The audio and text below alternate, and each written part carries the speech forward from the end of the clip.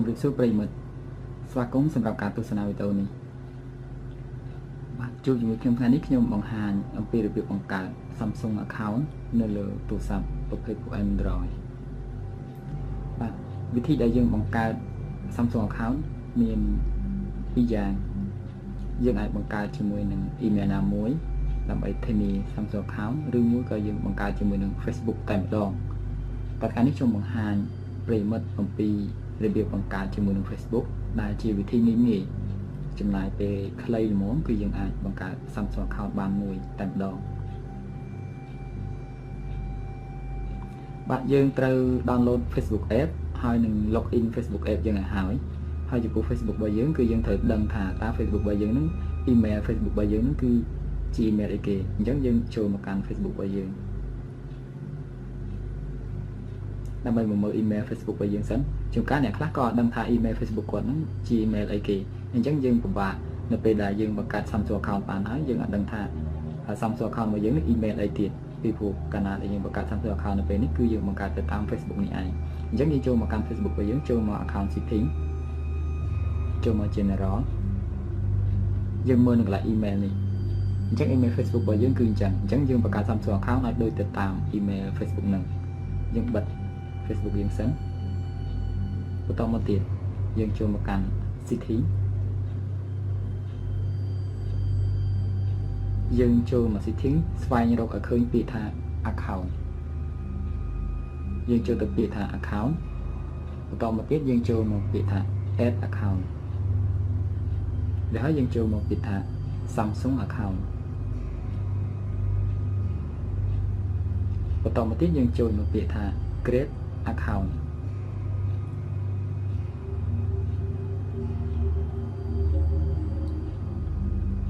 តបមកទៀតបើវាចេញជាអក្សរកូរ៉េឬភាសាផ្សេងៗអញ្ចឹងយើងមើលពាក្យនៅខាងក្រោមដាក់ click here ជាភាសាអង់គ្លេសគឺ here យើងចុច here កន្លែងអក្សរ click here នេះជា continue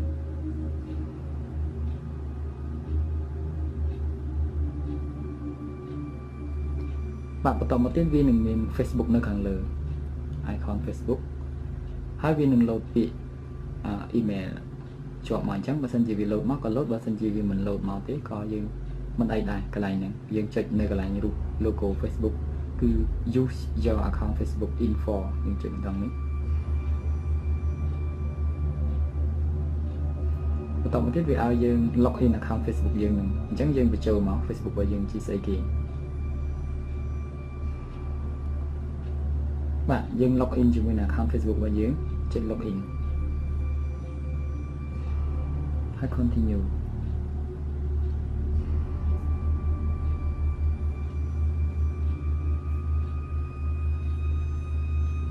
បន្តទៅទៀតវា load email ហើយនឹងឈ្មោះ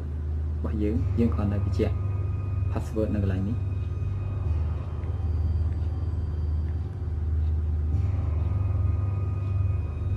តទៅទៀតយើងមើលព័ត៌មានបន្ថែមមកក្រោមកន្លែងនេះបើសិនជាយើងមានលេខទូរស័ព្ទក៏យើងបំពេញទៅបើយើងមិនទាន់មានទេក៏រំលងចោលហើយខែឆ្នាំកំណើតយើងបំពេញមកខែឆ្នាំកំណើតដាក់បើដោយ Facebook ក៏បានយើងដាក់ថ្មីក៏បានតែខែឆ្នាំកំណើតនេះគឺយើងដាក់ឲ្យអាយុច្រើនបន្តិចបើថាយើងដាក់អាយុតិចពេកវាអត់ឲ្យទេបាទអញ្ចឹងយើងដាក់បំពេញថ្ងៃខែឆ្នាំកំណើតជាអូខេ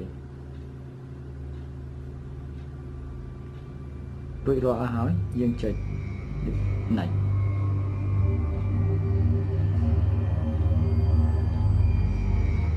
តោះនេះយើង click select all agree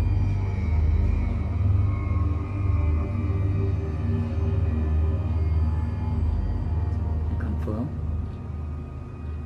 បាទអូខេពេលនេះយើងនឹងបាន Samsung account មួយទៀតហើយ Samsung account ប៉ុណ្ណឹងគឺរួចរាល់ហើយយើងអាចយក Samsung account របស់យើងទៅបាទយើងអាចយក Samsung account របស់យើងទៅ login ប្រើជាមួយនឹងការ download ផ្សេងចេញពី